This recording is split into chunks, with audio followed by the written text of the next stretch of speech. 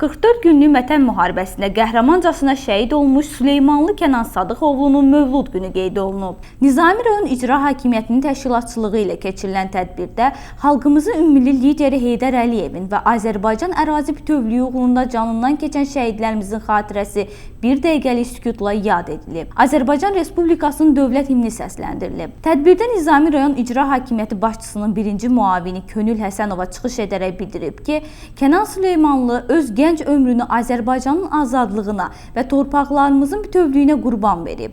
9 noyabr 2020-ci ildə Füzuli və Xocavənd uğrunda aparılan ağır döyüşlər zamanı igidlik və rəşadət göstərərək qəhrəmancasına şəhidlik zirvəsinə ucalıb.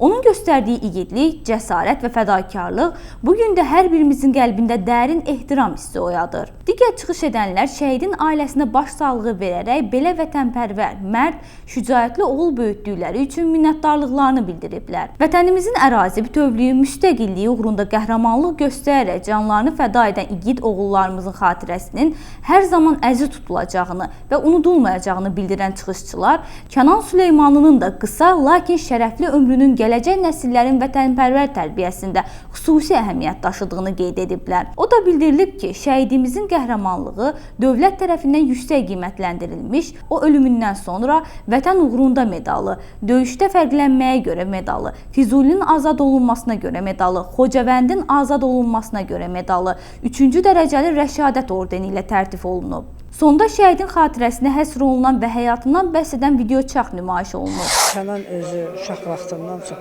vətənpərvər ruhda böyüyüb. Onun böyüdüyü ailə hər iki tərəfdən hərbiçi ailəsidir. Ata tərəfi də, ana tərəfi də. Ana tərəfinin həm babası, həm dayısı birinci Qarabağ iştirakçılarıdır. Bəlkə də elə baba olan onun vətənpərvər ruhda böyüməsinə daha böyük təkan olub.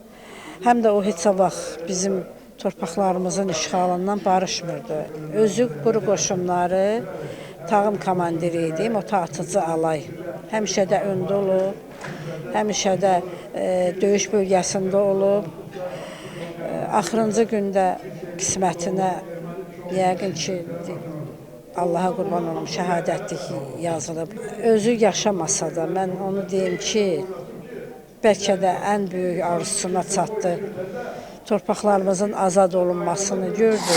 Onlar canlarından, belə deyək də, nəfslərindən, istəklərindən keçdilər, fədakarlıq elədilər ki, bugün öz yaxınları, həmvətənləri, xalqı huzur içində, rahat yaşasın, münaqişədən uzaq olsun. Çox şükür, dövlət olaraq buna nail olduq. Düşünürəm ki, hər birimizin borcu odur ki, həyatımızın hansı sahəsində işləməyimizdən, fəaliyyət göstərməyimizdən asılı olmayaraq fədakarlıqlarından nümunə bir həyat yaşayaq. Onu da xatırladaq ki, ötən il şəhidin Mövlud günündə Nizami rayonunda yerləşən küçələrdən birinə 44 günlük Vətən müharibəsi şəhidi Kənan Süleymanlının adı verilib. Ruhun şad olsun ey vətən oğlu. İlahə Qəmbərli, Çingiz Abdullayev, Missiya TV.